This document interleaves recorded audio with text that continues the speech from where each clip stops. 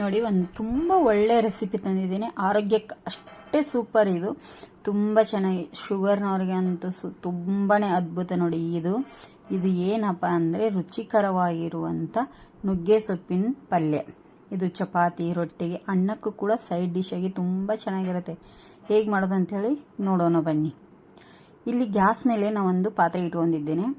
ಅದಕ್ಕೆ ನಮಗೆ ಎಷ್ಟು ಮಾಡ್ತೀವೋ ಅದರ ತಕ್ಕ ಹಾಗೆ ಎಣ್ಣೆ ಹಾಕೋಬೇಕು. ನಾನು ಒಂದು 2 ಟೇಬಲ್ ಸ್ಪೂನಷ್ಟು ಎಣ್ಣೆ ಕೂಡ ಹಾಕ್ತಾ ಇದ್ದೀನಿ. ಇಲ್ಲಿ ಎಣ್ಣೆ ಚೂರು ಜಾಸ್ತಿ ಬೇಕು. ಇದಕ್ಕೆ ಎಣ್ಣೆಯಲ್ಲಿ ಮಾಡಿದರೆ ಇನ್ನೂ ಚೆನ್ನಾಗಿರುತ್ತೆ. ನಾನು ಇಲ್ಲಿ ಬೇರೆ ಥರನೇ ಮಾಡ್ತಾ ಇದ್ದೀನಿ.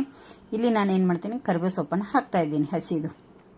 ಎಣ್ಣೆ ಕಾದ ತಕ್ಷಣ ಅದಕ್ಕೆ 1 ಗಡ್ಡೆ ಬೆಳ್ಳುಳ್ಳಿನ ತರಿಯಾಗಿ ಕುಟ್ಟಿ ಹಾಕ್ತಾ ಇದ್ದೀನಿ. ಸ್ವಲ್ಪ ಎಣ್ಣೆಯಲ್ಲಿ ಅದು ಕೂಡ ಒಂದು 30 ಸೆಕೆಂಡ್ ಫ್ರೈ ಆಗಲಿ.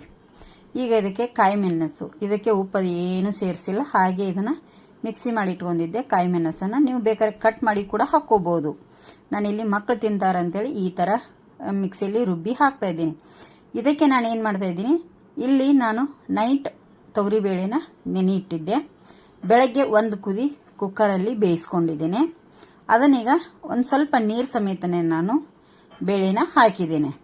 ನೋಡಿ, ಈಗ ಬೇಳೆ ಬೇಡ ಅಂದ್ರೆ ನೀವು ಹಾಗೆ ಇದನ್ನು ಪಲ್ಯ ಮಾಡ್ಕೋಬೋದು. ನುಗ್ಗೆ ಸೊಪ್ಪಿಂದು ತುಂಬ ಟೇಸ್ಟಾಗಿರುತ್ತೆ. ಚೂರು ಒಗ್ಗರು ಅನಿಸುತ್ತೆ, ಅದಕ್ಕಾಗಿ ಯಾರು ತಿನ್ನಲ್ಲ ಅಂತೇಳಿ ಈ ಥರ ಬೇಳೆ ಹಾಕಿ ನಿಮಗೆ ಮಾಡಿ ತೋರಿಸ್ತಾ ಇದ್ದೀನಿ.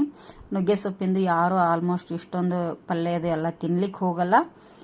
ತುಂಬಾ ಚೆನ್ನಾಗಿರುತ್ತೆ. ಶುಗರ್ದವ್ರಿಗಂತೂ ಇನ್ನೂ ತುಂಬ ಚೆನ್ನಾಗಿರುತ್ತೆ. ಈಗ ರುಚಿಗೆ ತಕ್ಕಷ್ಟು ಉಪ್ಪನ್ನು ಹಾಕಿ ನಾನಿಲ್ಲಿ ಮಿಕ್ಸ್ ಮಾಡ್ತಾ ಇದ್ದೀನಿ. ಇದು ಒಂದು ಸ್ವಲ್ಪ ಕುದೀಲಿ, ಒಂದು 2 ರಿಂದ 3 ನಿಮಿಷ ಸ್ವಲ್ಪ ಕುದೀಲಿ. ಯಾಕಂದರೆ ನಾವು ಬೇಳೆ ಕೂಡ ಕುದಿಸ್ಕೊಂಡಿರೋದ್ರಿಂದ ತುಂಬ ಹೊತ್ತು ಕುದಿಸುವಂಥ ಅವಶ್ಯಕತೆ ಇರಲ್ಲ. ಇಲ್ಲಿ ನುಗ್ಗೆ ಸೊಪ್ಪನ್ನು ನಾನು ಮರದಿಂದ ತಂದು ಕ್ಲೀನ್ ಮಾಡಿ ತೊಳೆದು ಇಟ್ಟಿದ್ದೆ. ಅದನ್ನೀಗ ಡೈರೆಕ್ಟ್ ಹಾಕ್ತಾ ಇದ್ದೀನಿ. ಸ್ವಲ್ಪ ಕಟ್ ಮಾಡಿದ್ದೇನೆ ನುಗ್ಗೆ ಸೊಪ್ಪು. ಡೈರೆಕ್ಟ್ ಅಂದರೆ ಒಂಚೂರು ಒಂದು ಎಲೆಯಲ್ಲಿ 2 ಭಾಗ ಆಗೋ ಥರ ಕಟ್ ಮಾಡ್ಕೊಂಡಿದ್ದೀನಿ. ಅದನ್ನು ಕೂಡ ಸೇರಿಸ್ತಾ ಇದ್ದೀನಿ. ನೋಡಿ, ನುಗ್ಗೆ ಸೊಪ್ಪಿನ ದೋಸೆ, ನುಗ್ಗೆ ಸೊಪ್ಪಿನ ಪರೋಟ ಎಲ್ಲ ಹಾಕಿದ್ದೀನಿ ನಾನು. ವಿಡಿಯೋ ನೋಡಿ.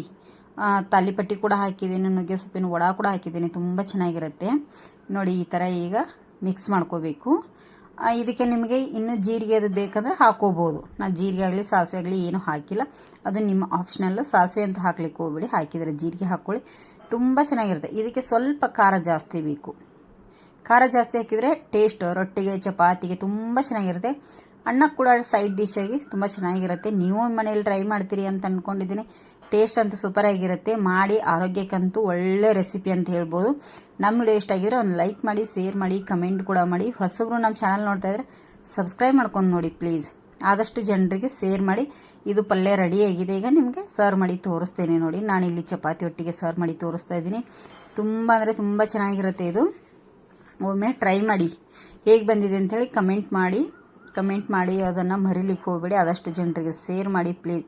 ತುಂಬ ಸಿಂಪಲ್ ಆಗಿರುವಂಥ ನುಗ್ಗೆ ಸೊಪ್ಪಿನ ಪಲ್ಯ ಇವತ್ತು ರೆಡಿಯಾಗಿದೆ. ಹೇಗೆ ಬಂದಿದೆ ಅಂತ ಕಮೆಂಟ್ ಮಾಡಿ. ವಿಡಿಯೋ ಇಷ್ಟ ಆದರೆ ಲೈಕ್ ಮಾಡಿ.